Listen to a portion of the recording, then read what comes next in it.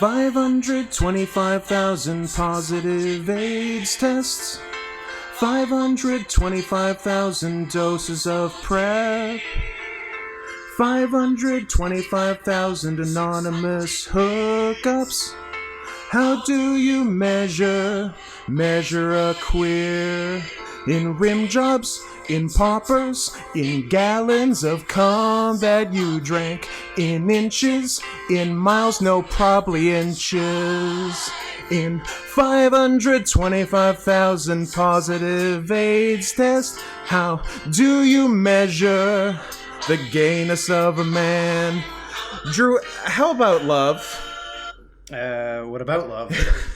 What is love? What am love? What is love, baby? Don't hurt me. I wanted to do it's not a holiday song per se, but it feels holiday-ish, doesn't it? Does it? Doesn't Seasons of Love have a holiday vibe to you? I don't know. What's it from? Romp or Clomp? Or Stomp? It's from Clomp. It's from one of those dumb fucking... It's from Rent. Where is the rent? You must pay the rent.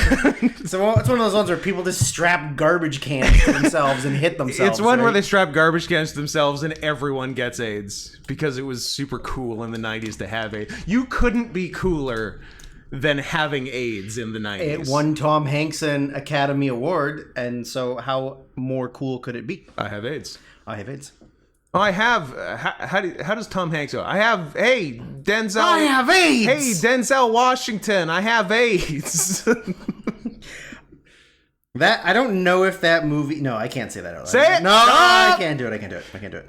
Here's what I'll say about that movie. Okay. That I can't remember where it's from, but I think about it most days because I really enjoy the line. Philadelphia didn't invent AIDS, but it perfected. I don't know if there's a more perfect... Now you say your thing. No, I can't say it. I really, really can't say it. Is it because you have AIDS? No. Yeah. Then why did you miss those shows? Why did I miss those shows? Because... You realize that FIV counts as AIDS for you. That is true. Okay, I got AIDS. Ladies and gentlemen, we got him. Where's my mission accomplished banner? It's still on the USS Indianapolis. I was thinking Intrepid, because that's the one where Lex Luger bodies Yokozuna. Yep. Was that? Oh, no, I already forgot what I was going to say. And I also can't say it anyways, so... I think you had another thing before I interrupted. No, that's fine. I can't say it out loud anyways, so it doesn't matter. Ladies and gentlemen, welcome to The News. Yes, This is the podcast, The News. Thank you for watching The News. We'll be bringing you your weekly dose of current events. Of gay sex gay sex accessories. I sell gay sex and gay sex accessories. Damn it, Bobby, get your penis out of my mouth. No, that's cotton. Cotton? Damn it. Yeah, Bobby and Hank don't hook up as much as Hank and Cotton. We get on to Gay King of the Hill a lot because I feel like one entire episode was us looking up King of the Hill. Well, I think it was because it was maybe one of the funniest things that people didn't know existed. It is a funny thing to make porn up. Yeah, that people didn't know it existed, and so then when we found it and I showed it to you guys, it was like this huge shock to the system. Yeah, it is jarring.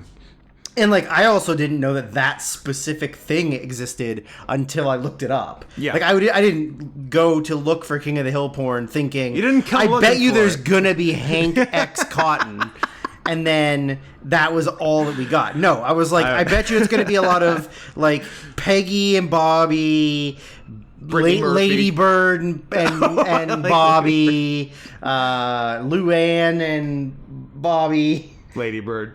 What? What's the neighbor, the dad? Lao Tzu. There'd be a lot of him and Peggy with Hank jerking off in the corner. But I was pleasantly surprised by what I got. I wasn't fishing, but I like what I caught. Yeah. I was looking for trout, and what I got was incest porn. As is all too often the case. You know what? It really is. I wish it had a more mainstream appeal, but for a friend.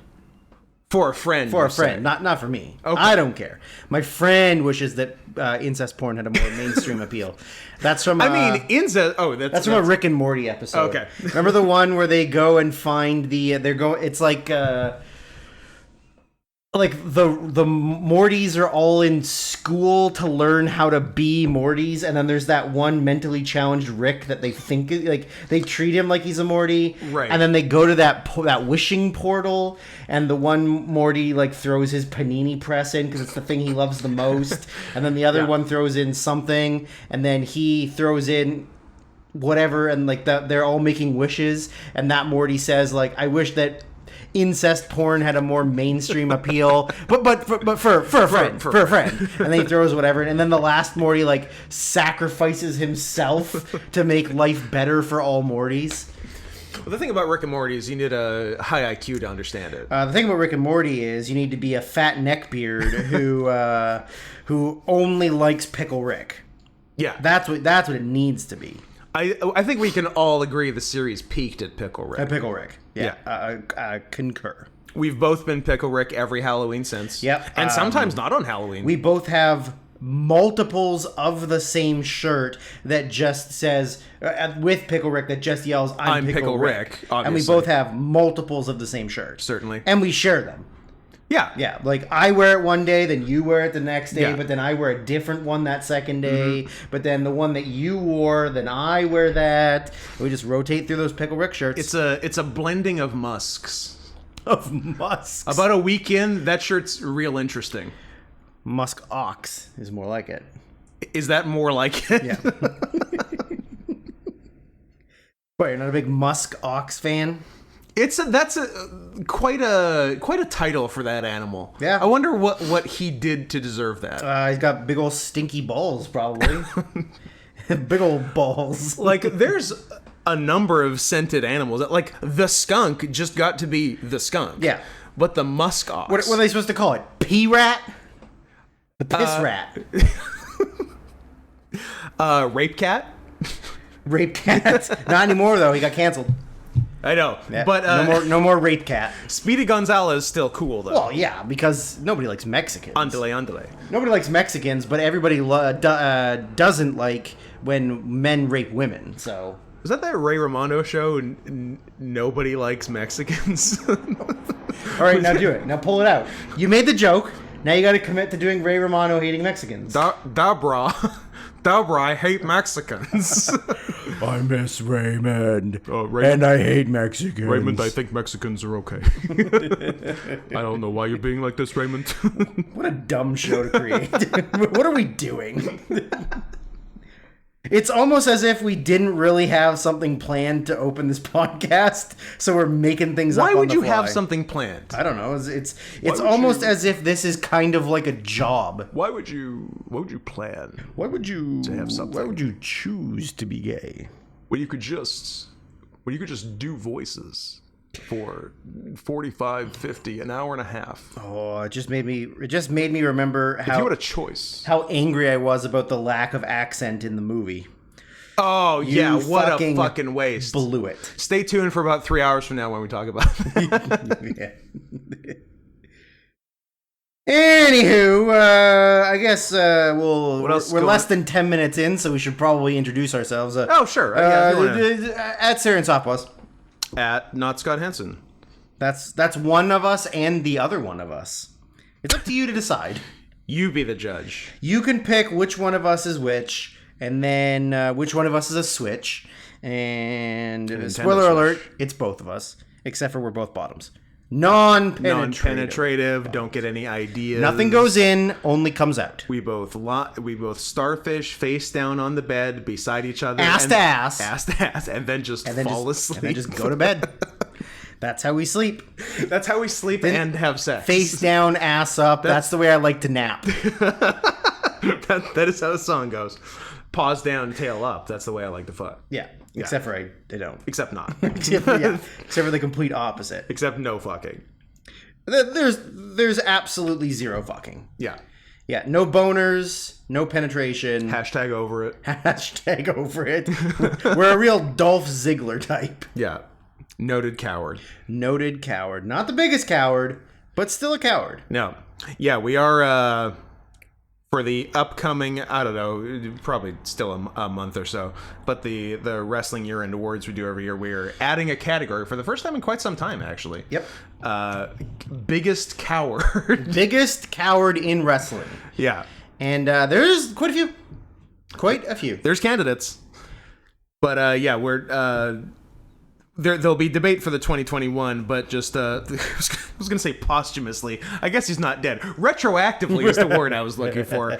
Because we started them in 2013, so we're retroactively awarding 2013 to 2020 Dolph Ziggler, unless you have any specific ones. I don't think I can right off the top of my head. I was gonna say I couldn't really think of any. I'm sure that if we look back at just the big things that happened, yeah, I'm sure there's probably something. I'm sure that there's people who couldn't stop getting popped for things, like Randy Orton for a few years, where he just kept getting hurt doing dumb things. I don't know if that makes him a coward though.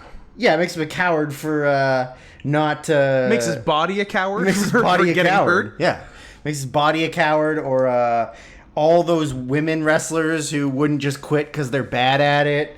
They're cowards. I do like the idea of not quitting. Yeah, making you a coward. Well, if you're a white woman wrestler and you don't quit wrestling, you're a coward. You're a coward. That's true. If you don't try to find better, more gainful employment for you. Cowardice. Yeah. For those who don't know, Dolph Ziggler is a guy who every time when his contract comes up with the WWE, he's I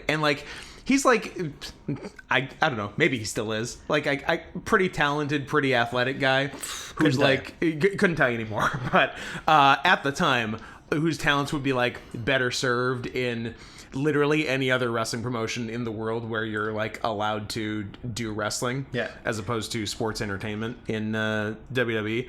And every time his contract comes up, he's like, all right, this is it. I'm gonna go do indies. I'm gonna go do Japan. It's gonna be sweet. You're gonna see what I can do. And then he resigns for 4 years. I know, absolute fucking. I know coward. He's been around for a really long time. Been around. He's been around. Yes. I know he's been around for a very long time. But if I said to you that Dolph Ziggler is 41, doesn't that sound weird to you? It does sound weird, but when you think about it, he's been there since 2006. 2004. Oh my god. 2004 was when he... I guess he's been on he's been on national TV since 2006. Yeah. But man, that is bonkers to me that he's 41 years old. He's 41 years old and has been using the name Dolph Ziggler for 15 years. That is correct. Since his mid-20s. That is correct. A weird Boogie Nights joke, which was 10 years out of date when he started it. Yeah. That's wild. And has a brother who's a attempted murderer. Yes. And robber and kidnapping, something. He did some shit. And now he's in prison. I don't hear about his cool brother anymore, though. What? He was in AEW. He's still in AEW. Hot Young Briley? Yeah, he's still in AEW. He's not the murderer. No, the other one is. Yeah, no, but I never hear about Hot Young Briley anymore. Yeah, he's literally in a feud with what? He's actively feuding with someone in AEW. No, you're lying. Yeah, I'm dead serious. Home slice. I don't think that's true. I'm gonna tell you right now, and then you're gonna be like, "Oh yeah, I did hear that." But not on TV, on YouTube shows. No, I think it's on the B shows. I don't think he's actively feuding on... I don't think he's been on television in 2021. That's a solid question you've... Oh, he's feuding with Chuck Taylor. No, he's not. Yeah, he is. No, he's not. He is. What are you talking about? Yeah. On the B shows. But by B shows you mean YouTube, not TBS, I mean right? Dark and Elevation and shit. Yeah. Okay. But he's feuding with Chuck on B shows. Chuck Taylor has a different feud on television. Yeah. But he's still actively working. All right. Well, good for him. And I'm sorry that one of his brothers is a coward and his other brother's an attempted murderer. Who's in jail? Who's in jail? What a guy. The wingmen. Did he murder, or he just attempted I think it was murder? involuntary manslaughter. But someone died. Yeah. Okay, that's pretty good. And also, like, kidnapping. I feel like he was maybe the getaway driver of a robbery or something. Oh, was he the guy that killed Ahmaud Arbery? He was one of the guys hired by Jussie Smollett. Oh, I saw it making... Damn, I got like 3 things to talk about now. Oh, we're set for the show. We're back to the news. Oh, good. There was a thing making the rounds the other day, which was, I guess, on Colbert... Bad Colbert, not good Colbert. Like right after Jussie Smollett happened. Yeah. An interview with Elliot Page. I believe it was mad Ellen. at you for saying. I believe it was Ellen then. Okay. And now I've thought of a thing I can't say. So we're even. It had to do with her hairline and her life choices after that. Okay. But anyway, it was her. What do you do? If it was her then, what do you say now? Answer the question. Put your fucking phone down and answer the question. What do I say? They, them. Like Colbert referred to her as her then. That was her in the interview. Well, so what do I do? He had insider Where am knowledge. I? Who's the president? Anyway, he had insider information that there's a vagina down there. Which I have no problem calling anyone what they want to be called. Just they fucks me up grammatically. Yeah. I don't like. I would rather like Gijur. Just make up a new word that isn't already a fucking plural word. Yeah, I hate it. Yeah, it's true. It is hard to adjust. It totally fucks me up, and especially like on the fly. Yeah, like, in conversation, and like in reference to someone, you're like them them are coming over later. Them are coming over later. Anyway, they were defending Jussie like so fucking hard. Yes. And it was making the rounds the other day going, this is inadvertently the funniest thing Colbert has done in the last 10 years. It's so good. Yeah, it is an absolute treat. And goddamn the 5-head going on there. I'm going to say this. I'm going to say this, and then I'm going to get in trouble. Okay. I'm going to say that. This is the one and only time you're going to get in trouble. I got a pat. Look, I got a pat. I've built up years of goodwill. Oh, okay. This is my freebie, okay? Can we agree? This is my freebie? This is your freebie. This is my freebie, yeah. Okay. Based on that forehead, she had no choice. Okay? Okay? Yeah. All right. Yeah.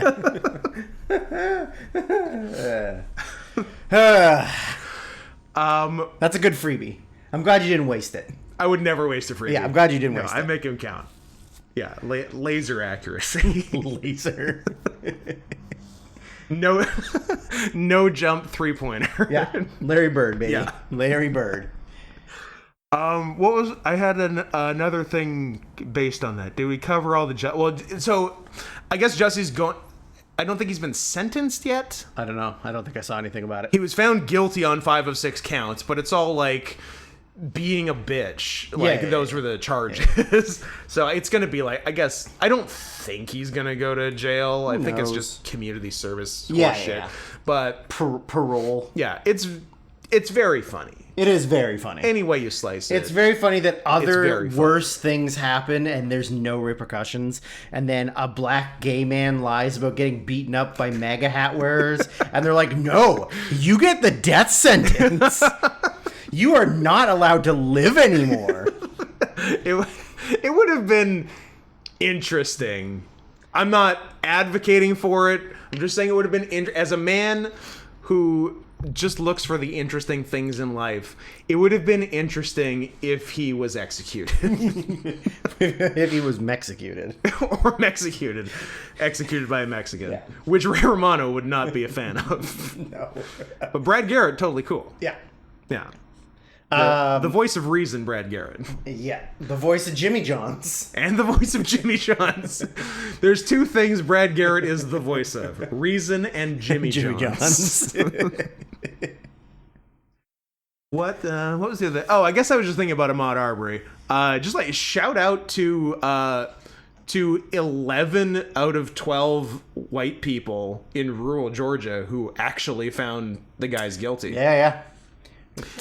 First time for everything, Scott. There is, first in fact, a first time for it, because that's got to be the first time. Absolutely, got to be the first time. I believe, the first time ever a white man has been convicted of murdering a black man in the state of Georgia. In the history of Georgia. That is my understanding. And they even got the other two who didn't pull the trigger. Yeah. His dad who kind of riled him up. Oh, yeah. He was like, get the truck, get the gun. He was his hype man. Wait. Is the Stars and Bars license plate holder on? No, slap it on, then go. You got some time. He can run fast, but your truck's faster. And then just a third guy who didn't know them also got in this truck. Yeah. I think when I initially heard this story, I assumed the third guy, along with the father-son, was at least cursorily related to them. Right. Not at all. Just another guy on the street with a pickup truck. What are the odds? Shocker. Who then videotaped... who camera phoned the whole camera phone. What's the word? It wasn't videotape. I guess recorded. Is what I was looking for. We don't like camera phone as a verb. No. Also, no one calls it a camera phone anymore. I want to bring back camera phone and smartphone. I want to brag about my smartphone. Yeah. That, I got a Series 10S smartphone. Next time someone asks for the time, hold on, I'll check my smartphone. And make them uncomfortable. Yeah. They leave before I can tell them the time. And also I have my smartphone set to an analog clock and then hold it to them. I can't read this. But what time is it? Here, you tell me. This many. But yeah, so the third guy recorded the whole thing, and he recorded the murder and then kept it. He could have not. Yep. Yeah. He showed it to the police. Yeah. Hey guys, look what I saw. Check this out. Look what I didn't stop. You're going to jail for accessory to murder. Well, number one. It's the South, and he's white, so he's either very proud of a dead black man, or he's very uneducated and very dumb. Either way, he deserves it. Yeah. And mail's here. I listened to a podcast on it, and because they were all tried together in the same trial, because they was all basically the same crimes, besides one guy actually pulling the trigger 3 times with a shotgun. Self-defense.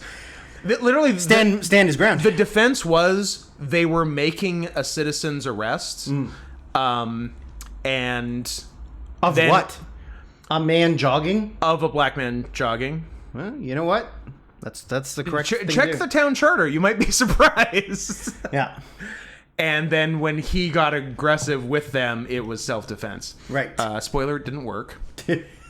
But I don't remember which one, but one of the 3 of their lawyers was, wow. He he was I'm like, wow, you passed the bar. He was just the same guy as the defendant, except he was a guy that would chase down a black guy with a shotgun. Nice. But was also a lawyer. He unironically made some complaint to the judge about the ultra woke left. which was pretty funny. When Jesse Jackson showed up, he made it like every day he would complain to the judge and ask for a mistrial, and every day the judge would tell him to fuck off. Every single day. Nice. And yeah, then one day after Jesse Jackson showed up, he's like, we need a runoff room outside of this courtroom, because he literally said, and like this was on television, he's like, we don't need any more black pastors here. So guess what, a lot of black pastors showed up. Que sorpresa. Sorry Ray. And yeah, and then what was the other thing? Oh yeah, and then, okay, am I ignorant or... Yes. Did you know there's a Martin Luther King III? Yeah. Does he do stuff? Yeah, I think he's like a scholar and a gentleman. Excellent. And like, yeah, I think he's just like a career educator and like scholar. Like, does he cheat on his wife, dad style? I cannot confirm nor deny. Okay. But one of Cool Lawyer's complaints, he literally complained about Martin. He literally complained about Martin Luther King Jr. being in the court. And then the judge had to tell him that this was the third. And I think okay, fine, I'm sorry. Martin Luther King Jr. Jr. I think he didn't know that the famous one was just Martin Luther King. Was Junior. Yeah, like he thought he was just Martin Luther King. He thought he was the first one. Yeah.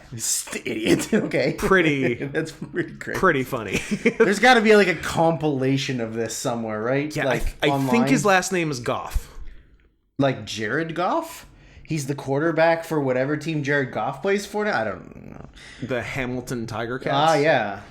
Goff. I think. If you go Arbery Lawyer Goff, you'll get it. I think that was the guy. That's the name that sticks out to me. But he had some zingers. And then in the...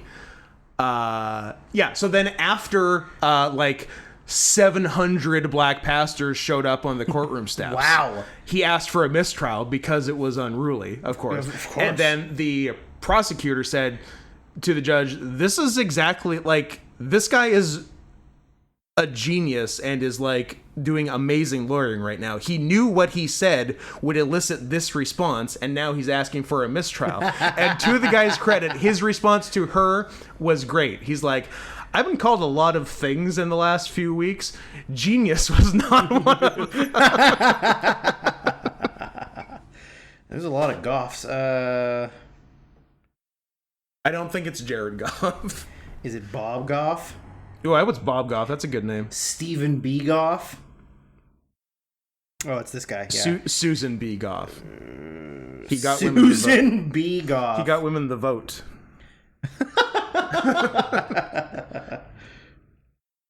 But yes, this guy doesn't sound like he would have gotten. Oh, I like the what the fuck is his name? There's Gregory and Travis. Nope, those are the guys who did it. Yeah, Greg and Travis McMichael and Roddy Bryan as the random third party who taped the whole thing for some reason and was proud of it. What an idiot! Oh yeah, they look like cool guys. They look like they should, like pretty much exactly like you pictured. They look like cool guys. Yeah. He looks. The lawyer looks exactly the way I wanted him to look. Right? Like, if I was to close my eyes and you said, imagine the guy who would defend these guys, and I'd go, I hope he looks like this. Yeah. He's perfect. Yeah. Kevin Goff. Yeah. Goof. Kevin Goof. Kevin Goof. He was a bit of a goof, to be honest. Oh, I love it. Yeah. It's pretty sweet. Yeah, man, Georgia. Look at you. You're doing good stuff. Yeah. For once. I want to know more about this guy. It'd be interesting if he's done some, like, I don't know if he's done any other high profile cases, but he's a king. I like that one of the charges against them was false imprisonment.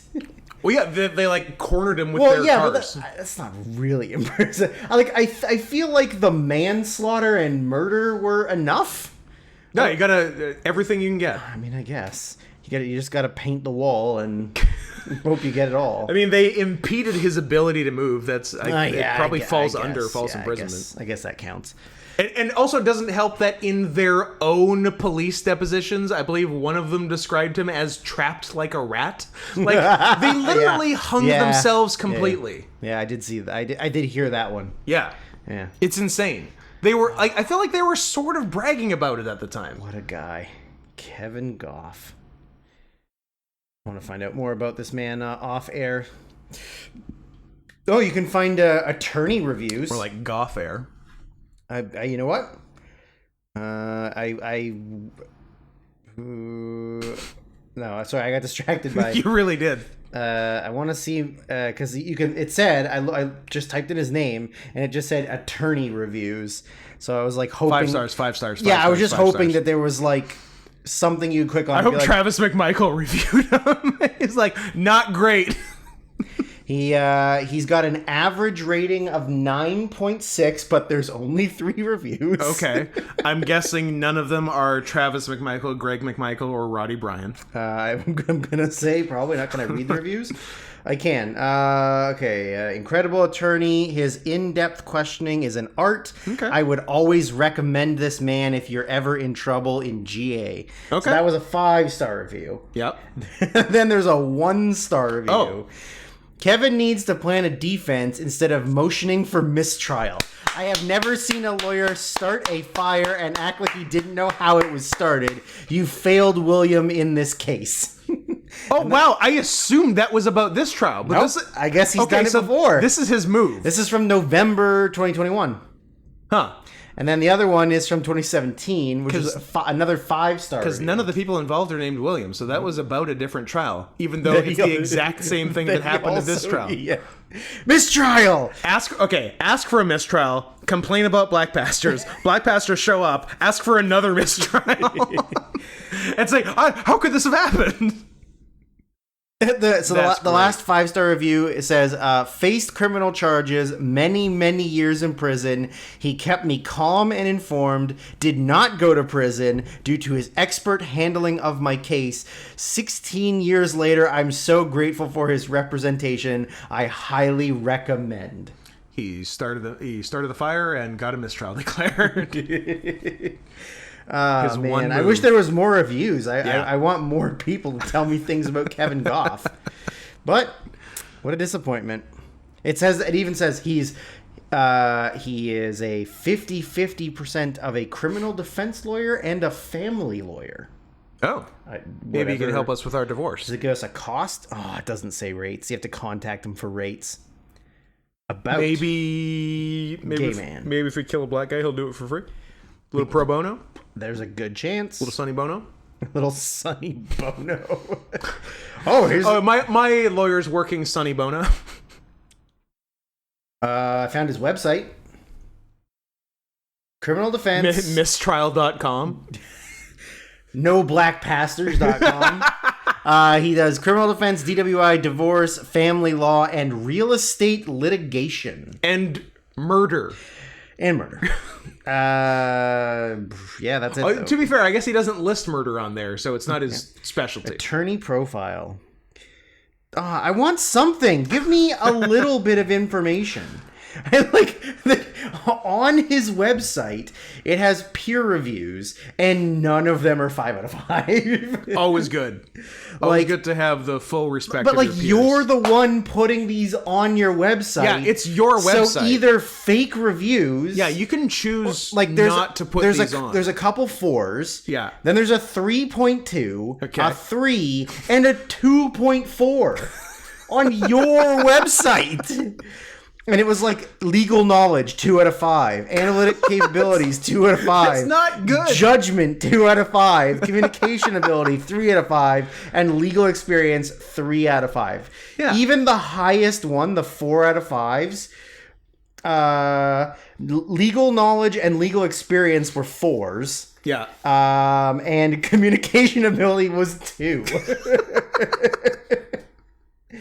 It's your website. You can put whatever bullshit you want on here. It doesn't have to be the truth. That is my man right there. Oh, that's so funny.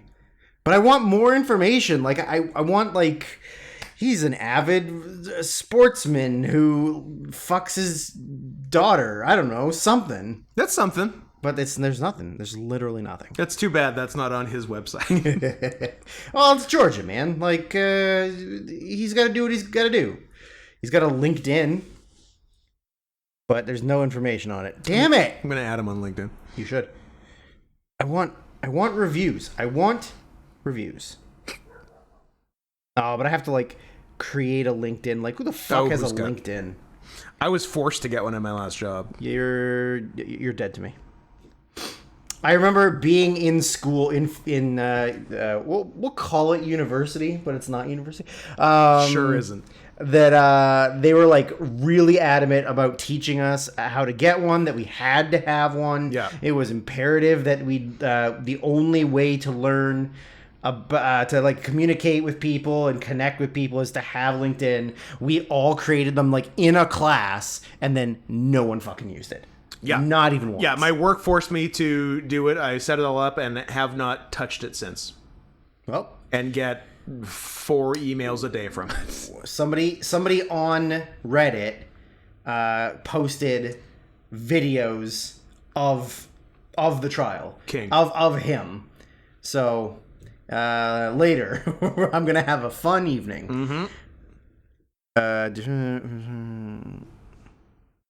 Oh yeah, he's defending it being called a lynching. Yeah. So can't it's wait. Pretty much as close as you can get to a lynching. Yeah, pretty much. Like for 2020, that was a lynching. So if you're ever in Georgia and you want to lose a trial, or you want to see the most incompetent lawyer, call up Kevin Goff. Or if you want to see Jesse Jackson, Al Sharpton, and MLK3 show up in the same place. MLK3 sounds like a quarterback. He does. Like RG3. He's a real RG, yeah. But I think he's older, right? Like he's already like in his 40s or 50s or 70s or 90s or something, right? You know what? He's in his 40s, 50s, 70s, or 90s. Okay. But not his 60s or 80s. His 60s. No fucking way. So his dad died in 68. Correct. And his dad would have been 40? 39. So 39, you say. So do the math. He was. Come on, genius. Do the fucking math. I'm gonna say MLK3 is 58 years old. We'll tell you if it tells me. It can tell me senior. Resting place. I don't care about seniors. 150 children. Martin Luther King 3. What did you say? I don't care. I said he was 58 years old. He's 64. Damn it. Does he have? Is there a Martin Luther? Ooh, do we have a 4? 4? No, he only has one kid, and it's a girl. Gross. And he didn't name her Martin? He didn't go George Foreman on her? Yolanda. Boo. That tracks. Yeah, it does. Man, Martin Luther King Sr. lived until 1984. Wow. He was 84 years old. Ooh, a 1900 man. December 19th, 1899. Ooh. And died November 11th, 1984. Armistice Day. Armistice Day. I love calling it. I like that this is the news where we just look up historical figures and review their lives. Yeah. That's the kind of news I want.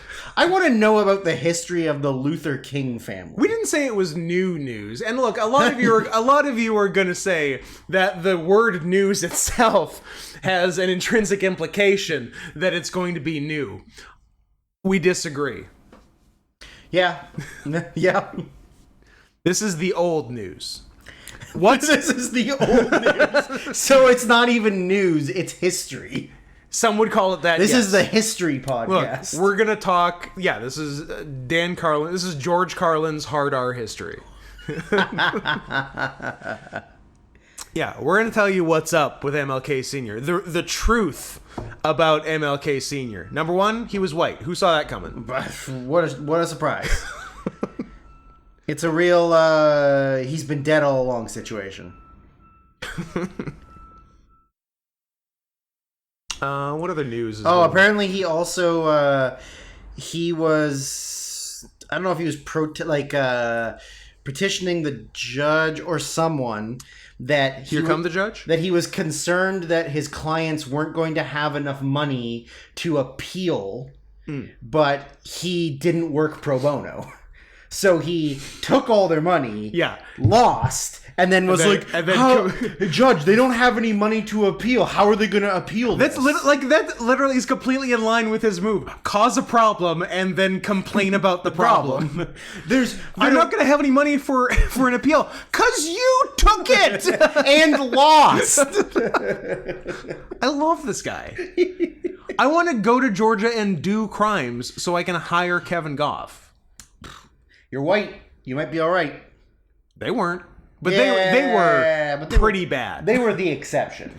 Yeah. I think if you did some petty theft, or maybe like tampering, or... Ooh, I do like to tamper. Or like sexual loitering. That's just hanging around outside a store with your dick out? Yeah. Okay. That actually... It's not assault. I'm just here with my dick out. That actually reminds me of something. Of how fucked up is it that you can become a registered sex offender for, like, peeing near a park or a playground at, like, 2 a.m. Yeah, that's fucked up. While drunk, and you can be considered a registered sex offender. It's the same as a rapist. Yeah, exactly. Yeah. Or it's the same as, like, somebody who kidnaps children and, like, grooms them. And doesn't even give them candy. And puts babies in them. Yeah. Babies in babies. And that's the same as getting drunk and peeing at a park. Yeah. That's so fucked up. It really is fucked up. They need to make much more strict the level to become a registered sex offender. I think, look, you already used your one free pass, so be careful. Everybody gets one free rape. Did I? Is that another pass? Yeah, you know what? You can give yourself as many passes as you want. It's whether or not the audience is going to give you those passes. Come on, a freebie. A freebie. Yeah. Guys, throw him a freebie. And while you're throwing him a freebie... Throw all registered sex offenders. Throw us all your money. Throw us all your money. PayPal.me/NotScottHenson. It helps. It helps keep this podcast going. Because if you don't... It helps keep the lights on. Then we might just double murder each other. And then you'll get no podcast. Double suey, double murder? Are we involving 2 more people in this? No, we're both killing each other and ourselves at the same time. Oh, a gun to your chest, gun to the other guy's chest. Head, okay. Yeah, and then you go 1, 2, 3, bang. Yeah. Or bam. Bam. Big old body slam. We're both guilty of suicide and murder. So we're both going to hell because we killed ourselves. Yeah. But also we're going to heaven because we killed a person who committed suicide and is therefore a sinner. Yeah. Okay. And a hero. In the eyes of God. Do you hear that, people? God approves of people who kill themselves. People who kill people are the luckiest people in the world. Streisand, baby. Streisand, yeah. Fucking lentil herself. Lentil, not going to heaven. Well, not my heaven. Not the right heaven. I don't know. Where does she go? The bank. You good? They're allowed 1 tattoo.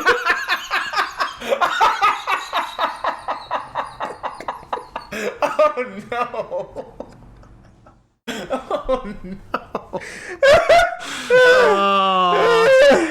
Oh, my chest hurts. You don't get a freebie for that. You're in trouble. You know what? I'll take it. I'll take the trouble. It was worth it. Anytime you can elicit a legitimate "oh no" out of me, you know you've done well. You've done well today. Whew. That hurt a lot. I held that in for a while.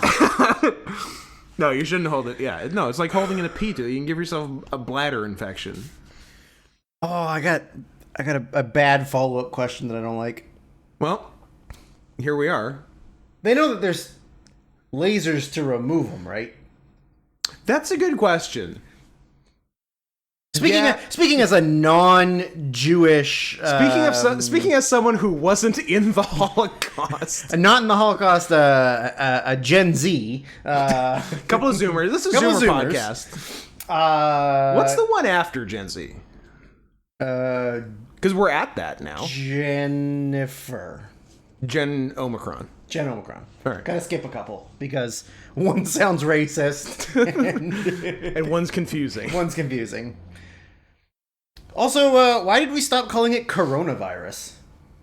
Yeah, it was all Corona at the beginning. And then they were no, this needs to be sciencey. Yeah, it was. People need to know that it's a science. It was Corona from like November, December 2019 until like April, May 2020. Yeah. And then there was like that sweet spot of like 3 weeks in June 2020 where it was the Kung Flu. Correct. And then we went just hard on COVID. The legal government name was Kung Flu. Yeah. Yeah. I mean, does Big Corona have so much money that they stopped it from being called that? Yeah, I think the beer was mad about the bad press. Yeah, their open vat brewed piss beer. Yeah, so they I do like an open vat.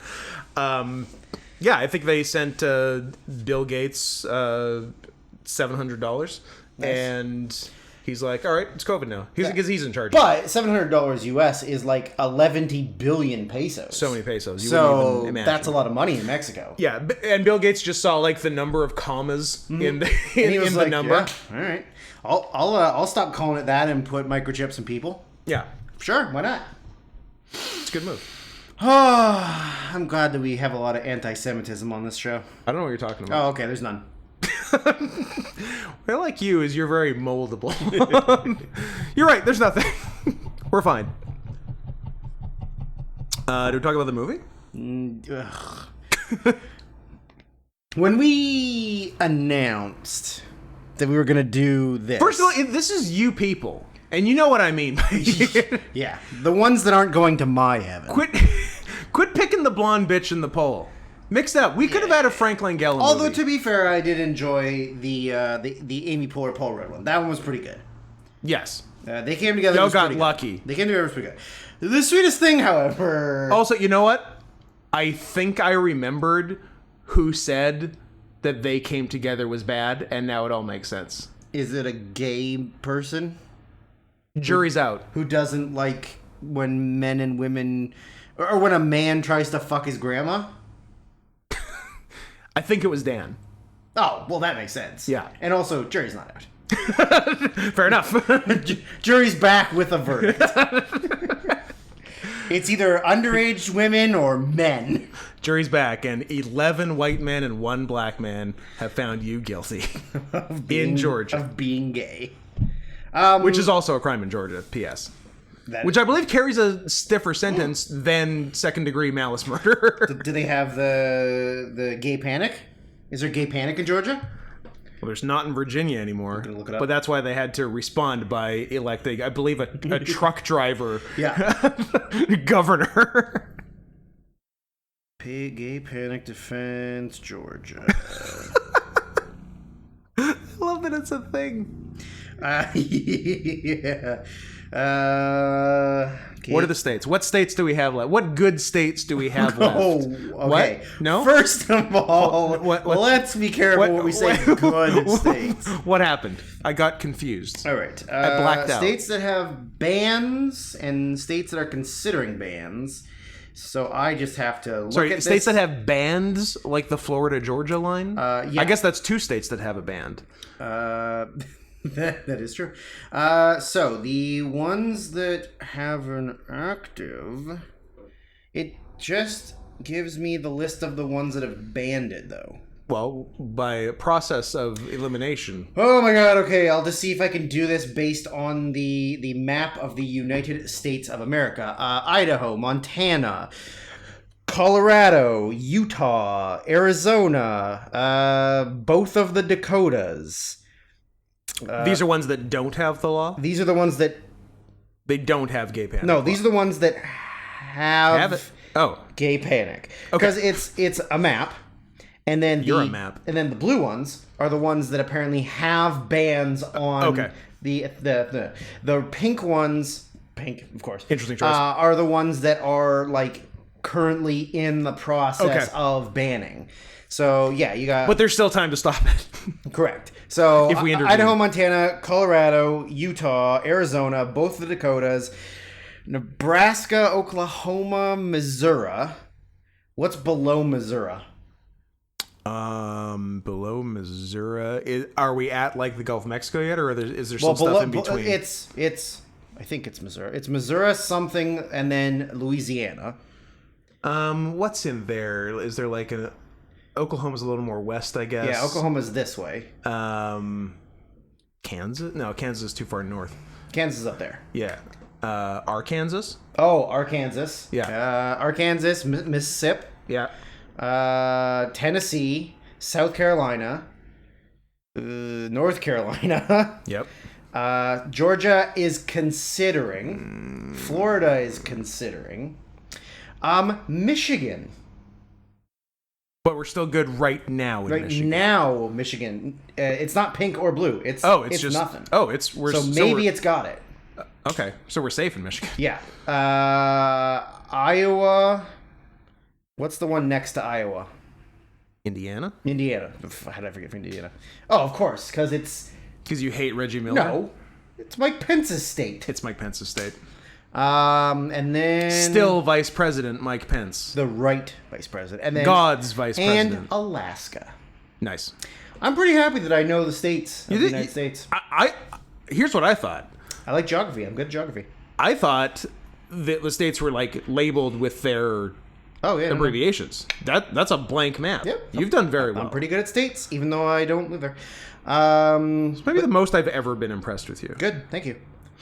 And then I guess the ones that are considered, the ones that are considered are Florida, Iowa, New Hampshire, New Mexico, Minnesota, Massachusetts, and Nebraska. P.S. How many Americans listening right now could do that on a non-labeled map? There's not many. I mean, I genuinely really hate like all those those like Jimmy Kimmel, Jimmy Fallon, like a man on the street. Here's a map. Point to a state. Like, where's this? And like, or whatever. Or like Jimmy Kimmel does the one where it's like a map of the world, and it's like, can you name any country on this map? Can you find Canada? And no one can name it. No, like you can literally point out the United States. And people can't do it. Like, I hate that shit. But it's really funny to me that, like, or not funny, I guess, but like for us, if you wanted to just move somewhere else in the country, I think we've said this before, your options are limited. Yes. Like, you either live on the West Coast or like big city East Coast. Yeah. Or East. That's it. You're not moving to Winnipeg. You're not moving to Saskatchewan or like anywhere. But like in the United States, it's like, okay, I want to live in a warmer climate. Well, like, here's the bottom. Or like, one of Drew's favorite phrases, actually. Here's the bottom. But how people like don't even know, like, oh, where's Florida? I don't know. It's like on this side somewhere. I think it's up top. Or like maybe this is Florida. That's Texas. Oh, maybe this is Florida. That's New York. Like, how do you not know? It's your fucking country. But I think what it is, and it's also, that's all people who are like America number one. Yeah. Oh yeah. Best country in the world. Texas number one. Texas number one. America number two. Texas first. Yeah. But how? What I think it is a lot of people in the United States never leave their state, or the town they were born in. Yeah, I mean that's true. Or if they do leave their state, it's they only go to the state that is the next closest one to where they live. They'll go Tennessee to Kentucky. Exactly, Tucky. I believe it's pronounced Tucky. Tucky, because they have better strip clubs. Correct. Yeah. Or Pennsylvania to Ohio. Yeah. Because the strip clubs are, you can go at a younger age in Ohio. Is that what it was? You go at I believe age 12 in Ohio. Oh, okay. Yeah. Perfect. Full nude. Perfect. Full nude, mandatory alcohol. 2-drink minimum. Yeah. No soda. Unlike New Westminster, where you have to no drinking and you have to keep a fresh drink in front of you. Yes, 2-drink minimum, no alcohol. Yeah. Interesting. You gotta get that Red Bull pineapple juice. That's the always one. Red Bull pineapple. Yep. Gets you amped up, but then also doesn't let you get a boner. Yeah.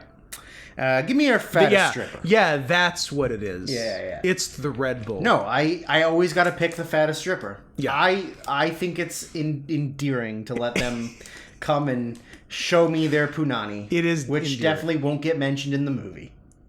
Oh yeah, that was bad.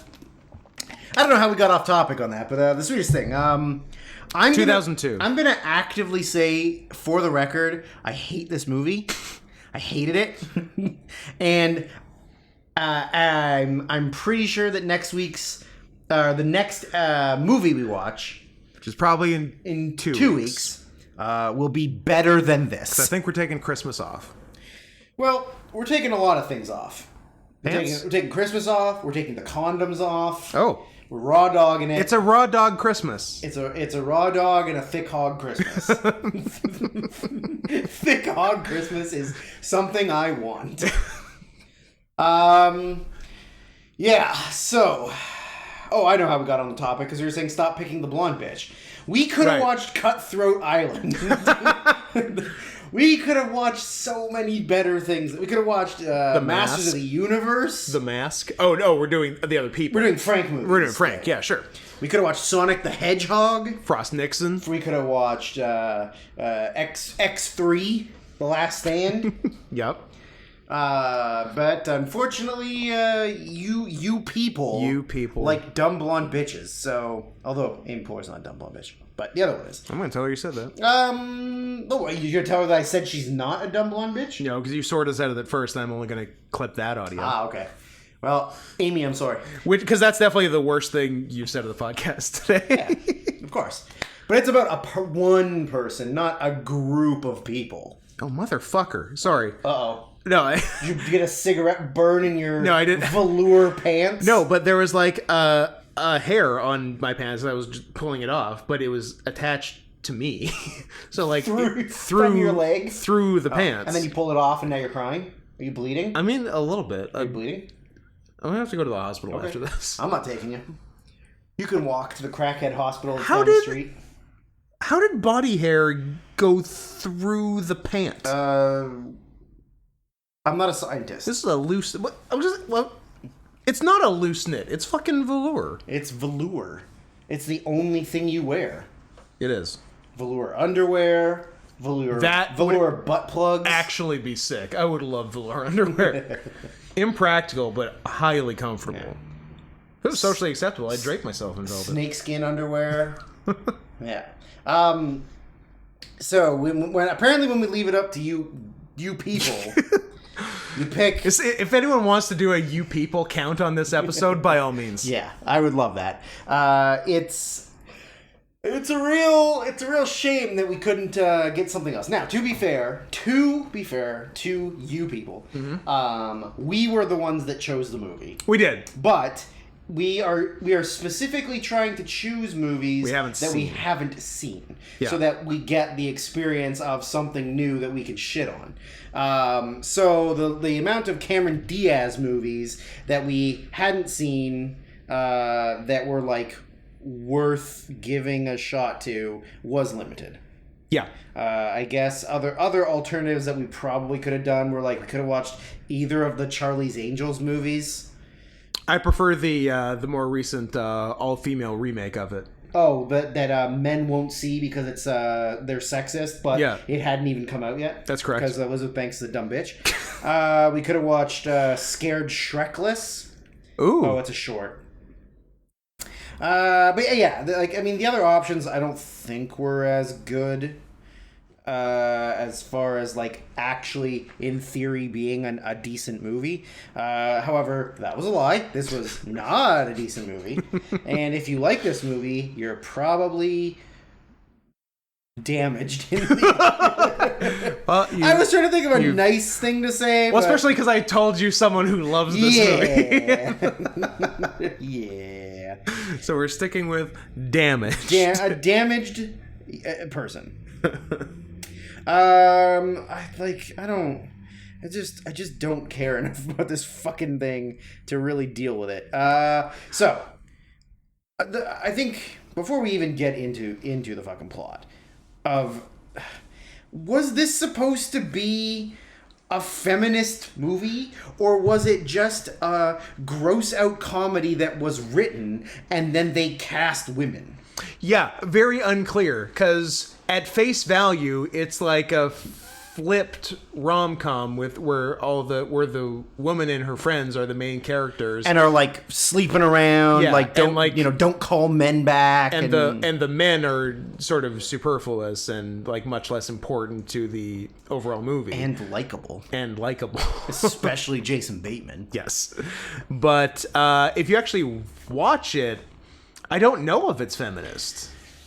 Yeah, it's really hard because like you feel like they're like at times they're trying to get across a point about like, I don't know, like women empowered, but then they're also making a bad idea. They're also making like smelly pussy jokes. Yeah. Or like, and we're like, this had to be written by a man. Yeah, we were like, Scott's like, look up the writer. Tell me who the writer is. And like I looked it up. It was like on Litterboxd.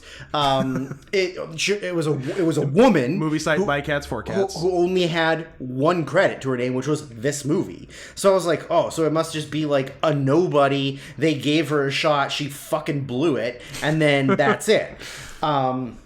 But no, it turns out that she was a staff writer on South Park for the first 4 seasons. Yeah. Which is insane. Yeah, it's crazy. So, like, I mean, I guess there is a tiny bit of South Park humor in it, like a little bit. A little. But it's not like the self-conscious, like self-aware style of South Park. Sometimes they tried to be self-aware, because the musical number was obviously like intentionally jokey, and then then they do a thing which really pisses me off, where they think that if they mention the thing they're going to do is a dumb cliche and then do it, that somehow excuses it. Right. You're still doing it. They're like, and not doing any spin on it. It's just the thing you would have done without mentioning that you're going to do it. Yeah. It's not like you're like, hey, here comes the big funny thing, and then they do it and it's like,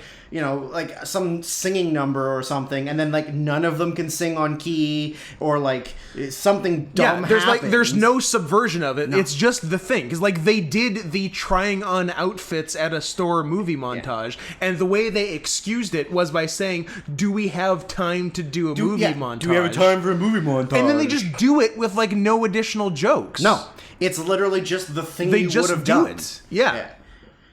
Yeah, it's not like when we watched They Came Together and they were like... Where they do subvert where stuff. They were doing subversive funny things with the stupid... Like, you know, with like... try to fuck his grandma.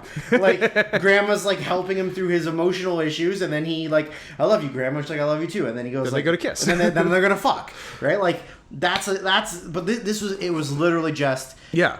Okay, we're gonna make a rom-com, but we're gonna like do a little like a wink and a nudge, but we're still just gonna do the fucking movie. We're gonna tell them we're gonna do this thing in the movie, and then we're just gonna do it.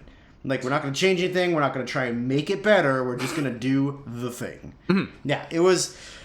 Yeah. Anyways, this. Thanks, Roger Cumble. You fucking cum dumpster. and writer Nancy M. Pimentel. Pimento.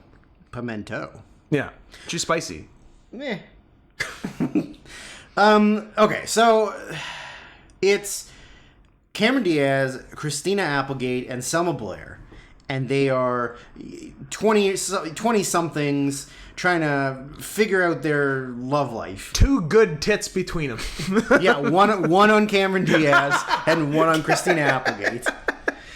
Selma Blair is as flat as a board on the front, and Cameron Diaz is as flat as a board on the back. Light as a feather, stiff as a board. She's got no ass at all, and Selma Blair's tits are concave. But that's before we liked asses.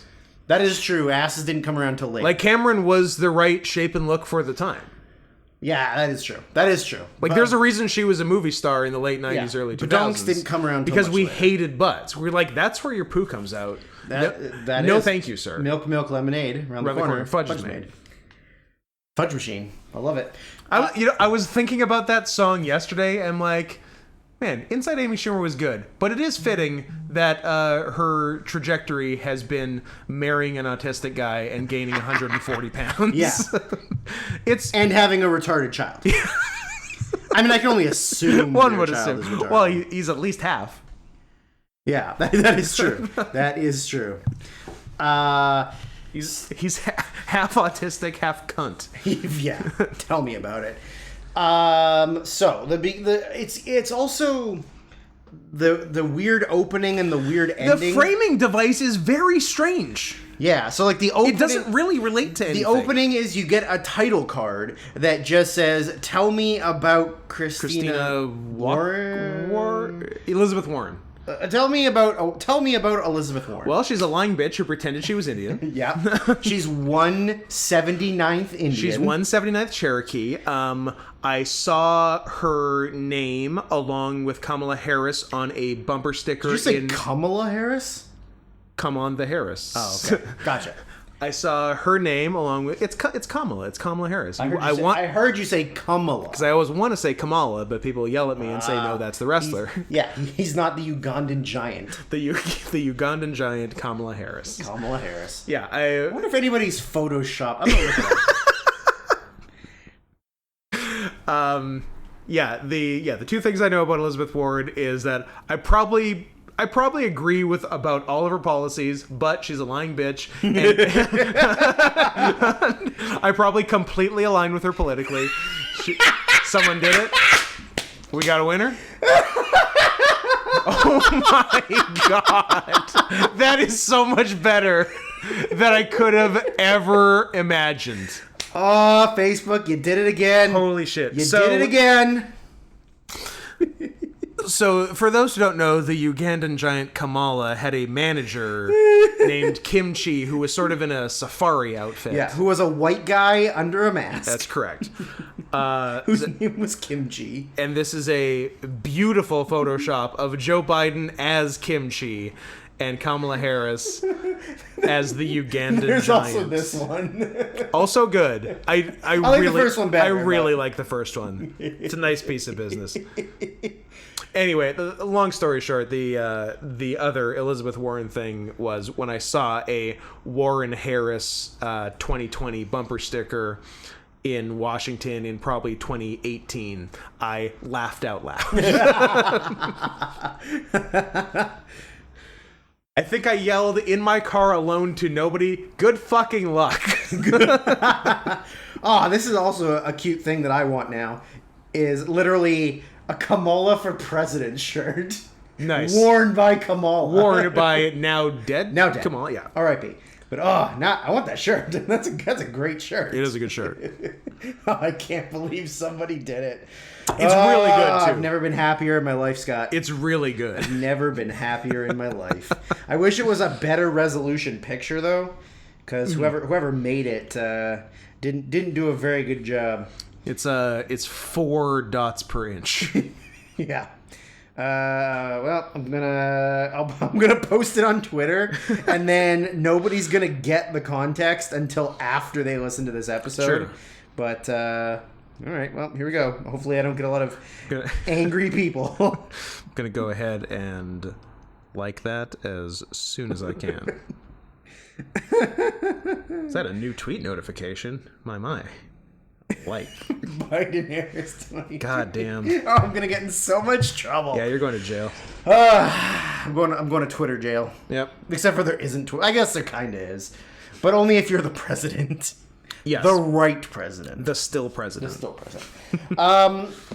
Anyways, so it's framed with like an introduction header, and it's like, tell us about Christina, whatever the fuck her name is, and it just shows like a series of dudes that I guess she's gone on dates with or just randomly fucked. Yeah. And then Unclear. never called again. Yeah. And then it was just, it's like this, a guy like, well, she said she would call, and then I bet you she wanted to call, but then she just, like, making up excuses that, like, women would make for when men don't call them. Yeah.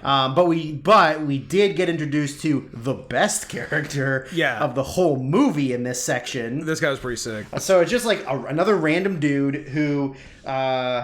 like, I think they interview him. Yeah. And he just sort of says, like whatever. Yeah, like I bought her drinks and stuff. Yeah, and, like, then what does a guy what's a guy got to do to have sex? Yeah, and then it goes to another guy, and then it goes to a third guy, and when the third guy's there, that's this same guy comes and pushes him out of the way. And he's like, God, I wish I knew that I was going buying drinks for a fucking dyke. And like does pussy fingers. Okay, he doesn't say dyke. He's lesbian. Like, this is absolutely a future men's rights advocate. Yeah. Like, this guy's something. This guy goes to, like, outside of art galleries and like town halls and has protests with just like him and two other guys. Yeah, this guy was an early adopter on r/incels before it got it got banned. Yeah. Before it got banned after the 14th consecutive incel attack.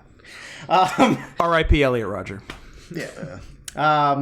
Then they do like they go back and Alec Manassian, Canadian Elliot Rodger. Oh yeah, I guess the Toronto van attack guy. Yeah, that's right. I forgot about that. Yeah. And then so they go back, they do the first guy, the second guy again, then the third guy again. Then it goes back to our new best friend, who's now in a park. Yeah. And he goes, all right, look, I apologize. I shouldn't have called her a lesbian. I didn't really mean it. I was just really upset that she didn't call me back. I was just frustrated. And I was just frustrated. And the camera sort of like pans up from him to get like more of an overhead shot. Yeah. Where he just goes like... And then he like doubles down. No, I'm just kidding. He's like munching down on box every night, fucking dyke bitch. And then as he's saying that, like just like a bunch of feminazis come out of nowhere and start beating him up with baseball bats, and one of them puts him in like essentially a crippler crossface with the bat. Yeah. Let's be clear that the women are the bad guys in this scene. This whole movie, the women are the bad guys. And that our MRA friend did nothing wrong. Absolutely. He's just voicing his opinion. Yeah. He's just asking questions. He's just telling it like it is. He's just doing it the way he wants to do it. You know what? He's doing the damn thing. He's a man going his own way. Yeah. He's a MGTOW. So yeah, then we get introduced to the characters, and just allow me to state this right now. Nothing that any of these characters do in this movie fucking matters. None of it. It's literally there's one thing that matters, but I'm saying like as far as like making choices or character development or it's just kind of a series of skits, sort of. Yeah, like, it's just like and some of the skits have jokes and some don't really. Exactly, like they're just following along like what the characters are doing, and then they just sort of like do this one silly thing, then they're like doing this other silly thing, and then it's none of it matters. I like the first note I made was because. There was one brief mention of their jobs, and then none of them ever have jobs. I guess some will play has jobs. Somewhere works, but I think it's like just offhandedly mentioned that Cameron Diaz and Christina Applegate are in advertising. Yeah, that's it. And I'm like, oh, the main character's in advertising. This must be a movie made between 1930 and 2009, where the only job was advertising. I guess if you needed an office setting, that was the go-to job. Yeah. And then 2009, it changed to like tech company or tech startup company or like trading cuddle party host. Yeah. Or tickling website. Tickling websites, always a good one.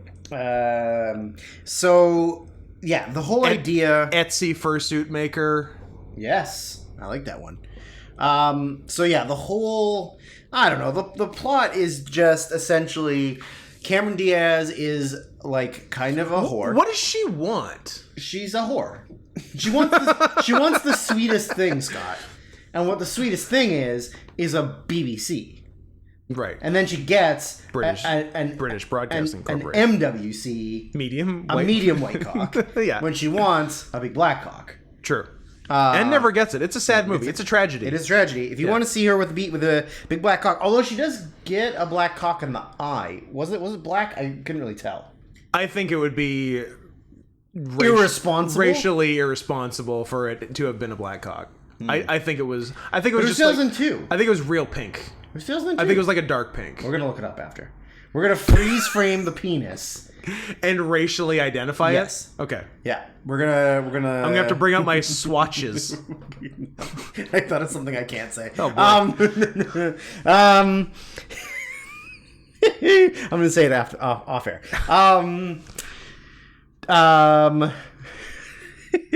You're still thinking about it? Yeah. Okay. So, yeah, the idea is that she's because I'm like, it's not like she can't get a date. No, she's a hot blonde woman. That's the thing. Is like she's a hot blonde woman with no ass in 2002. She's perfect. Yeah. They're sort of playing off the like. Guys are just like fucking pigs who fuck everybody, and women can't catch a break. But it's obviously gender swapped, or at least they tried to gender swap. It doesn't really, it doesn't really take. So she, her and Christina Applegate find that Selma Blair is all sad because she can't get her sniz pounded every Friday night. So they go to a nightclub.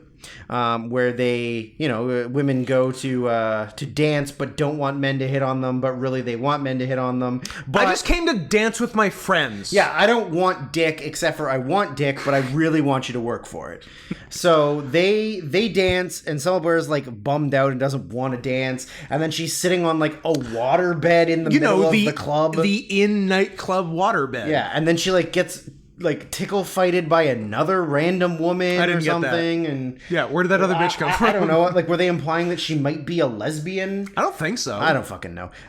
Because she clearly isn't from what happens later on in the movie. Exactly. So then they start dancing, and these dudes start dancing with them, and they don't want anything to do with them. And then it's like, oh, this guy at the bar bought you a drink, and then Christina Applegate's gonna go fuck him or something, and then Cameron Diaz runs into the Punisher, the only Punisher, except for I like the other two Punishers as well.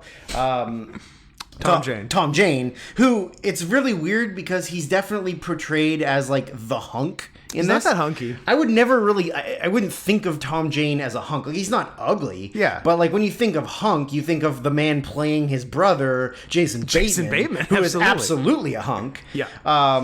But yeah, I wouldn't say like, oh, who's the hottest guy in this nightclub? Oh, Tom Jane. So she runs into Tom Jane, and they sort of like have this moment where she kind of like realizes she likes him, whatever, and then his brother comes, who's Jason Bateman, who's kind of like a dick, and he's like, we're going to party fucking at the hotel because it's bachelor party, and then we're going to the wedding on Saturday, and then he gets thrown out, and then Cameron Diaz and Tom Jane have this like small conversation about the wedding and whatever, then he leaves. And then nothing happens for a while. Yeah. Like, Selma Blair meets a dude, and then they go to some restaurant and have lunch that then turns into a musical number where the song is about how their like a dick is too big to fit in their vaginas. Like, oh, what a joke. And of course, like, they have the most stereotypically flamboyant power bottom gaze in this whole thing. So every gay character is like lispy, limp wrist, like super effeminate. Not like cool modern gays like us. Or like Anderson Cooper. Like Anderson Cooper. Yeah, Anderson Cooper's pretty macho. He's a macho John Camacho. Travolta. Well, I don't know. I don't know about that. I don't think John's macho. Or like Pete Davidson in that one movie that I had to watch. But yeah, like, a very, very old mentality of like what gay men are, and they're all obsessed with like big wieners. Although I'm sure they're all. I was going to say, are they all size queens? Even a broken clock is right twice a day. Yeah. So yeah, the musical number was fucking terrible. Like, it was like I guess it was supposed to be funny, but it wasn't. Correct. It was nothing. Then I don't know. From there, like they decide that I do like the initial appearance of Jason Bateman going back to the club. Oh yeah. First we got excited that he was bearded. Yeah, had some scruff, which and then he was like a bro, and like one of his first lines was he's got these 2 girls with him. He's like, these 2 pigs are ready to go. Yeah, which I really enjoyed. Right. Ah, yeah, that I love that, man. And then somewhere in there, I figured out what I think it was at the restaurant scene actually, probably right before the song. I figured out what was bugging me about Christina Applegate. I'm like, there's something up with her that I've never found up with her in any other movie or TV. I'm like, what's the deal? I'm like, oh, what's the deal? What's the deal? She's doing Jennifer Aniston cosplay. Yeah. I have never seen Christina Applegate with this color of hair. Nope, me either. Or hairstyle. Nope. She's literally Rachel. And like later on in the movie, she gets like a more updated Jennifer Aniston of like the kind of wavy. Yeah, like, she waved it up. Hair down. Yeah.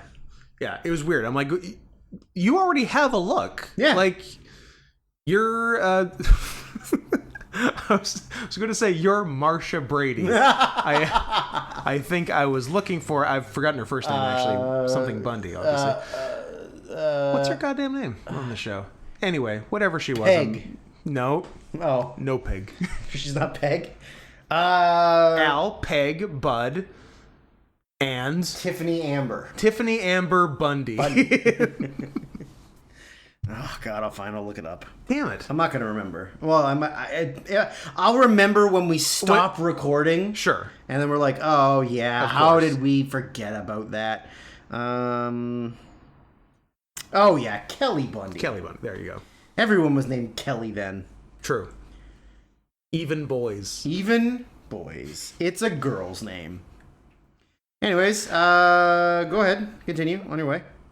And then also, I think it was also during the restaurant conversation, I wrote, this is why movies shouldn't pass the Bechdel test. But then I was like, is this even? It's not passing it, because all they're talking about is dick. All of it's dick. So...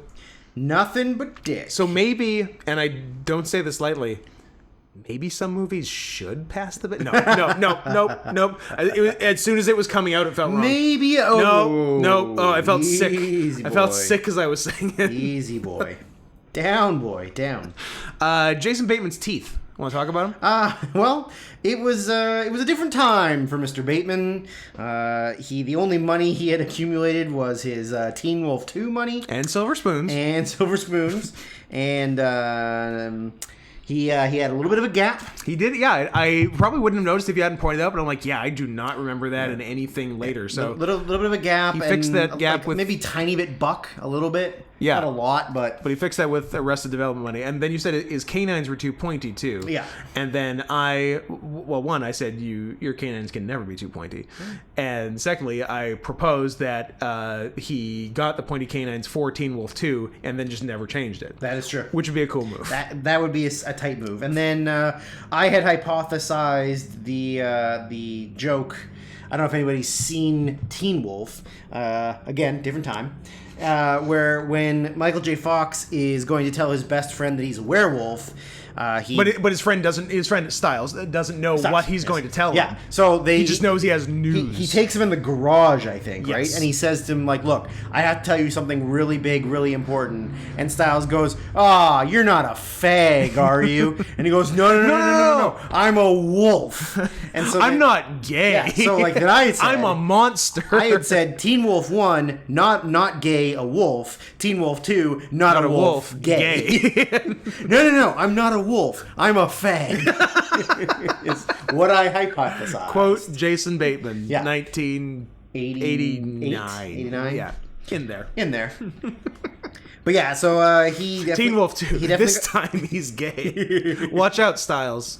Watch out, Styles. Was Styles in Teen Wolf 2? No. It's not the same character, just recast, right? No, he's a different guy. Yeah, he's a different... Yeah. I haven't seen the second one. So. Wolf Dick coming your way. I think... 1987. Ooh. What's 84? 85. Okay. Damn, so Mikey got that big, I guess that was right in Back to the Future times. It was. Yeah. It was. And now he's got the shakes. Should have done that second Wolf movie, bitch. Yeah, that's what gave him Parkinson's. Not doing Teen Wolf 2 is what gave Michael J. Fox Parkinson's. You can't prove it's not. You make a valid argument. You have the option to do a TF-based franchise. And you walk away. Yeah. To go have sex with Christopher Lloyd in Western times. There was a Family Ties movie? I did not know that. I'm guessing like a TV Family movie. Ties Vacation. Yeah, it's a TV movie, but... National Lampoon's Family Ties Vacation. Yeah. Huh. He did a lot between Back to the Future 1 and Back to the Future Part 2. He's a busy guy. Like, he fucking got a lot of work. He did. He did Ferris Bueller's Day Off, Platoon. I'm just think you know who Michael J. Fox is. Just naming movies from that time. No, I haven't seen any of the things he made in between, but it's a lot. There's a lot. And then I'm guessing as soon as number 1, everyone's like, gotta have this him. guy's hot. Yeah. Like, he's real hot right now. Yeah, because Back to the Future and Teen Wolf for the same year. Yeah, that's right. So, so Jason Bateman got introduced, and his teeth were weird. Are we done with the Jason Bateman in the club I believe conversation? That concludes the Jason Bateman chunk. Yes. Okay. So, kind of what ends up happening is that Cameron Diaz realizes that she's kind of over being a floozy, and she would like to settle down with like a real man, and she thinks that Tom Jane's character is said real man. He's cute. Yeah, he's all right, I guess. I mean, like now, or like, in 10 years from this movie, he's like ruggedly handsome. He's gonna be hung, but too. He will be hung. But he at the club, he had invited her to go to the hotel for the party. Yeah. He chose not. She chose not to go. She pussed out. But she called to, like, I don't know. Yeah. Check in with him that I wanted to come, but I didn't come. Anyways. So then they, kind of her and Christina Applegate without Selma Blair, I guess because Selma Blair is working and they don't have to go to work. Their jobs are very nebulous. Yeah. So they're going to drive to where the wedding is, and go and find Tom Jane's character to tell him that she loves him or is into him or whatever. Yeah. Meanwhile, Selma Blair has like met some like random jockey dude. Yeah. And is like that's the adjective form of jock. He doesn't ride horses. He might. No, too big. Okay, fine.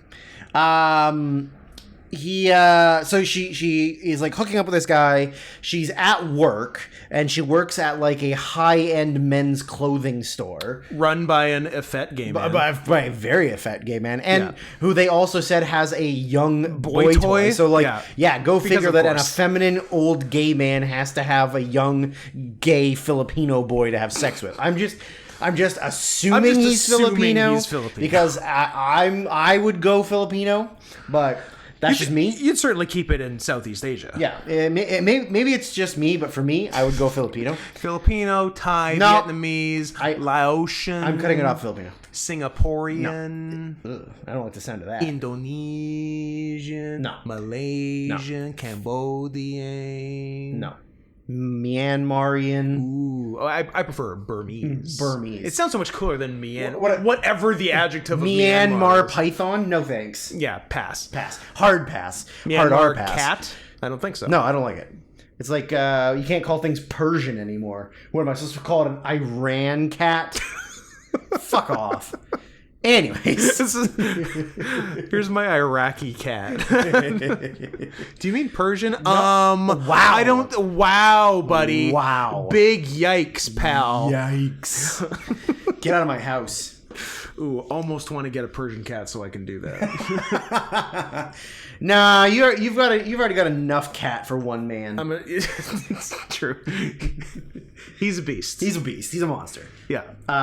He is taken to hunting dogs now. Nice. Yeah. Nice. So they decide to go to the wedding. Selma Blair's at work, and her jock boyfriend shows up. Oh no! So we see somebody in a purple elephant costume, winged purple elephant costume. Already red flags. Sneaking up behind her. Yeah, and she sees it, and it's like, oh, it's just me, the guy you're fucking. It's my work uniform because I work at a children's hospital. And then she that kind of turns her on. What was when she turned around and saw the suit, she screamed and punched him. It, yeah. And then he took the head off, and he's like, "Oh, it's you. Yeah, we can fuck. Yeah, we can fuck right now." Yeah. So they go upstairs into like the storage room area, and we're like, "You better fuck in the suit." suit." Yeah, we were like, "Fuck in the suit. If you don't fuck in the suit, I'm turning this fucking movie off." Yeah. So luckily for us, we got to finish the whole movie because they fucked in the suit. Fuck in the suit, and not only do they fuck. So at first, he has the mask off so that they can talk, and he's being annoying, so she knocks the mask down so the whole head is down over his head, and we're like, yes. And they're fucking. So right there, 10 out of 10. Yeah. I mean 8 out of 10 because it's a colored elephant with wings, but yeah, that's as close as you're gonna get. So anyways, speaking of colored elephants, no. Anything I say after that is bad. It's bad. Yeah. So that's like it. That's kind of it for Selma Blair. Selma Blair. Oh no, she has one plot point near the end. Yeah, at the end, but whatever. Who gives a shit? So then, Christina Applegate and Cameron Diaz are driving. There's a bunch of smelly pussy jokes, and the car smells like old ass. It just dumb. Oh yeah, her entire backseat is full of rotten food. Yeah, it's just dumb 90s and early 2000s stoner comedy, but it doesn't play. It doesn't make sense why these two super hot they dress nicely, they go to clubs, they're in advertising. They in theory have a good job, but they act like they're Harold and Kumar. Yeah. It doesn't it's odd. Play at all. It really does feel like the movie was written for dudes. Uh-huh. And then when it got to the final processes, they were like, "Hey, what if we did this with bitches?" A question I often ask. Yeah. And the answer is invariably no. How about no? Has that worked once before or since? No. No. I guess, is Bridesmaids the one exception? I guess Bridesmaids is the one. The one exception. 1 in 1,000 of a gender swap or interesting casting choices. Did Melissa McCarthy get an Oscar nomination for Bridesmaids? Yes, she did. For supporting actress. That's weird. She's gotten a few. And I don't think she's that good of an actress. I mean, she's not. She's great at falling down. Do you want to go back and review the Oscars again? We could review the Oscars All of again. them? All of them. Okay. In depth, though, for further down, so we'll do the 50s and 60s. Here's what I think about 1947. Okay. Here's what I think about 1937. There's a movie by a little-known German director who deserves not. Yeah. So what's her name? I don't know. Lenny something. Lenny Kravitz. Carl. Lenny and Carl. It's Lenny Kravitz. It's Lenny Kravitz. Yeah, so they're going to the wedding. They stop off in the small town Somerset, California, where they're going to a dress shop or something. They do the montage shit. Yeah, but it's really vague because they don't actually know where the wedding is. They're just going to Somerset and hoping for the best. Yeah, they're just maybe we'll run into someone. And then when she sits down on a bus stop, and they're discussing them. Maybe this is a bad idea. How am I supposed to see him? If only there was a sign. And then she's like, well, how are we supposed to figure out where Peter Donahue is? And he goes, how'd you know his name was Donahue? She's like, oh, you're sitting on his face. And then she gets up and is like, oh, he's on the bus stop. It's his bench ad. And then they go to the dress shop, and then they do the fucking montage where they do Pretty Woman and Madonna and Grease and Dumb and Dumber with the tuxedos. And it's terrible. It's not even... Yeah. It's nothing that hasn't already been done 300 times before this. It's not even... There's nothing original about it. I guess the costumes look good. Sure. Because they are accurate, but that's it. Yeah. Then they decide to choose, two black women going to church in Georgia costumes. Yeah, it's kind of that and kind of like Kentucky Derby wear. Yeah, it's real stupid looking. And then as they're leaving, Cameron Diaz is complaining about how she can't she sees walk herself in the car mirror and she's like, well, I can't wear it. I'm like, you just fucking bought it. Yeah, they're like, how dumb are you that you're like, this is uncomfortable and I hate it. Well, I don't want to wear this, but you just spent, I don't know, a couple $100 to buy all of it, you stupid bitch. So then they're, when do they find out? Oh yeah. So anyways, the woman who's runs the dress shop like knows I dressed most of the people for that wedding. I can tell you where it is. Yeah. So they show up, and then it turns out that the person getting married actually isn't Jason Bateman, who they thought all along was the one getting married. They thought Tom Jane's brother, Jason Bateman, was the one getting married. But it turns out it was Tom Jane who's getting married the whole time. To Parker Posey. Who I enjoy. Who we like. And they, she's gonna go and tell him she loves him, and then they find out that it's him getting married.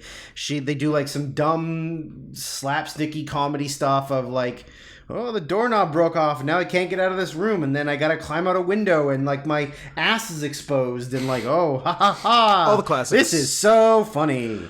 I will say there was one good thing came out of it, where Cameron finally extracts herself from the locked room that had the bathroom in it, then comes out the window, and then they have to get back into the ceremony and kind of sneak in the side door. But then as they get in the door, they're trying to find a seat. They knock over a bunch of shit and cause a commotion. And Applegate says, "Is this the Dershowitz bar mitzvah?" And I believe the father of the bride. Steve Martin says, "There's no Jews in Somerset," which is not a bad line and not a bad idea. No. Yeah. No. Let's be reasonable. We've already had enough of that. I dare not try for a third freebie. I bet you most people in that wedding had multiple tattoos. Yes. Yeah. Yeah. Let's just put it that way. Yeah, so before, like, Cameron Diaz doesn't even get to, like, interrupt the wedding or, like, anything. Like, they just leave, and then through, like, no intervention intervention of the main characters, Tom Jane and Parker Posey just decide not to get married. Yeah, they're just like, oh, I don't want to get married. Yeah, me neither. But we're still friends. Yeah, cool. Okay, cool, and then they just like, that's the end of it. But they still have like the reception. Yeah, of course. Like they still have the party. Why wouldn't you? You paid for it. I guess, I don't know. Whatever. So yeah, they go back to San Francisco. And then they get back to their apartment, and everybody from the apartment building's outside. There's police, there's a fire truck, and they're like, "Oh my god, what happened? This is our building!" And they're like, "There's a police officer sitting out front with a shotgun, who's just like completely distraught, head in his hands. Like he's just like, I like the poor girl. Like I've never seen anything this terrible." And it was like, "Oh fuck, did they kill off Selma Blair?" It would have been interesting, yeah. But like they get upstairs. And she is stuck with the jock boyfriend dude's dick completely jammed down her throat. So I now have a new favorite character. Yeah. Even more so than Jason Bateman, who we both love dearly. This guy, clearly, despite the questionable choice of fursuit, committed furry, I believe has had dog penis knot surgery. Yeah. And now his knot is stuck in her mouth. Is in her throat, yeah. Yeah. Completely stuck. So she has the reason it's stuck is because he's got a piercing. I don't know what the fuck. But what's the piercing stuck on? Well, and even if the piercing was stuck in something, like she would be in braces? Pain. She would be in pain. Like if it was in her throat, it would be like hooked in there. But she's like fine. Yeah, she's just like her mouth is full. Yeah, that's it. Yeah, so. The way that they're going to get I don't understand. Do you understand like the science behind this? Yeah, like, why? I guess if you relax, your engorged penis shrivels back down. But was it to relax him? Was it to relax her? Like I don't understand. Both? None? It's dumb? I don't know. I didn't get it. So very very quickly, like the rest of the movie when there's like emotional or like sad-ish moments, they would play like just like a little like like this little leitmotif throughout the that to me sounded exactly like "Thank You" by Alanis Morissette, Canadian Treasure. And I was like, oh, I'm like, yeah, I fucking love that song, and I'm getting into it, but it was never that. Yeah, and you even played "Thank You" over it, and it matched exactly. And I was like, oh man, like how great would it be if the end credits roll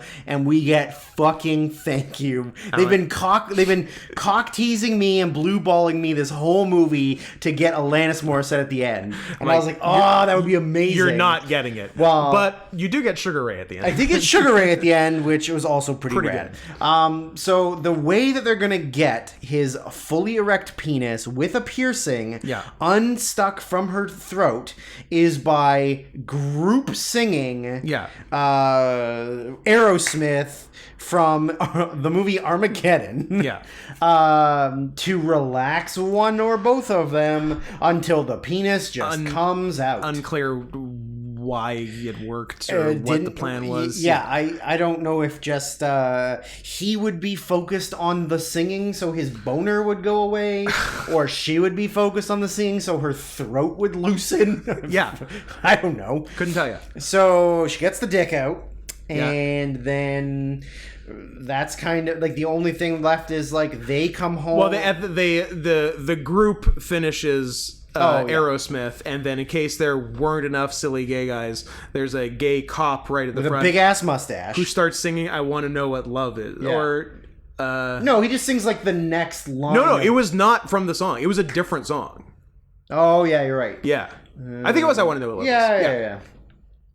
And then of course, like he's a feminine gay man. He sings, and everybody looks at him, and he goes like, "Oh, sorry, I was caught up in the moment." Yeah, fucking terrible.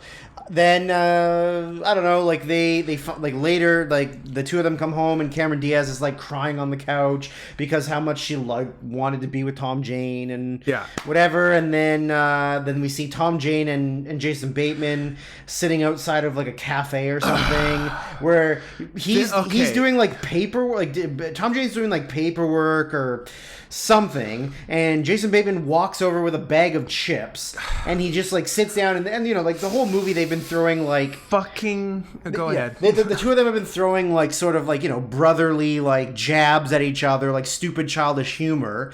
And so Bateman comes and he sits down, and then Tom Jane sees he's eating the chips, and he goes, "Yeah, I don't know why you're eating those fat-free chips. They cause anal leakage or seepage." Leakage. Fucking Olestra chips, because this was a real thing. Yeah. Ruined comedy for like 6 years. Yeah. And if you had the misfortune of watching any comedy from 1997 to 2003, you saw a fucking like a fat substitute chip anal leakage joke. Yeah. Like for as much as I love Mad TV, there had to be 40 sketches about this. Miss Swan constantly shitting her pants. Yeah. Like, God. Horrible. It was terrible. So, and then, like, of course, Jason Bateman gives him the, like, fuck off, like, whatever. He goes, "No, it's right on the package. It says right there." And then he, like, reads the package, and it says, and then he just, like, spits out all these chips, and, like, it's so fucking dumb. Yeah. So the whole thing is like, Tom Jane's upset because he really likes Cameron Diaz, but he doesn't know how to find her. And then they see the lady who runs the shop, the dress shop, and she's trying to get these mannequins in her store, and one gets hit by a truck, and so they go over to help her. And then he's like, "Oh, I'm moving away to the big city," and she goes, "Oh, do you want to join my mailing list?" And which Cameron Diaz and Christina Applegate did earlier. Which she had asked Christina Applegate if she wanted to join the mailing list, and Christina Applegate wrote Cameron Diaz's name and address. She also wrote Cameron Hart's Peter. So he sees it that's what her address is. Then he goes to fucking see her. And he goes to murder her. I wish. I'd be so much happier if there was fucking murder at the end of it. Then the Punisher comes. So then she goes and he confesses his love for her, blah, blah, blah. They get together. And then it's capped off at the end by the same title card that we got at the beginning. Yeah. Where somebody's filming Tom Jane's character about why he thinks about her. Yeah, it's like a 2-camera interview. And then just like, then Cameron Diaz jumps in and they're like wrestling on the couch, and then here comes Christina Applegate, and then here comes Selma Blair, and here comes Jason Bateman, and they're all sort of like palling around, like goofing around, tickling on the couch. Yeah. And then it just goes to fucking Sugar Ray and bloopers. Yeah. Like, I did not understand that framing thing. It had nothing to do with the rest of the movie. And like, who was filming it? Huh. Like, because like even when all of them jump on the couch and it like pulls back to like the regular camera view, you can see the camera on the tripod, but there's no one there. Yeah. So like, who's been making this documentary? Like and not even the whole time, just the beginning, and end. Yeah. And to what end are they making what's it for? Who's it for? What's it for? It's nothing. Yeah. Yeah. I actively hate this movie. I wish the men's rights advocate had shown back up at the end and punched Tom Jane. Oh, that'd been great. Oh, you get pussy? Fuck you. Punched Tom Jane, then got mad that none of the women would sleep with him. Yeah. So then he walks out on the street and finds one of those effeminate gay men from earlier and just beats the shit out of him, and then goes to jail for fag dragging. Or rents a van and drives down a busy sidewalk in Toronto. True, also that. Or goes home to his boyfriend and sucks his dick because he's secretly been gay the whole time. Lots of options. But yeah, I really hated this fucking movie. I really did. Yeah. Again, was this a feminist movie? Who's to say? Who knows? You be the judge. Who even knows? Yeah. So that concludes this week's episode. Next week's episode. We weren't next week's episode, I think, is not much of anything. I think I'll give people a holiday greeting, and that's it. Enjoy. But the week after... Enjoy it! The week after, by my count, January 3rd. Okay, so this is the last... 010322. Sure. I don't like putting the O's in there. 1322. I don't... Depends. I think the zeros muddy things. Okay, I'll allow it. Thank you.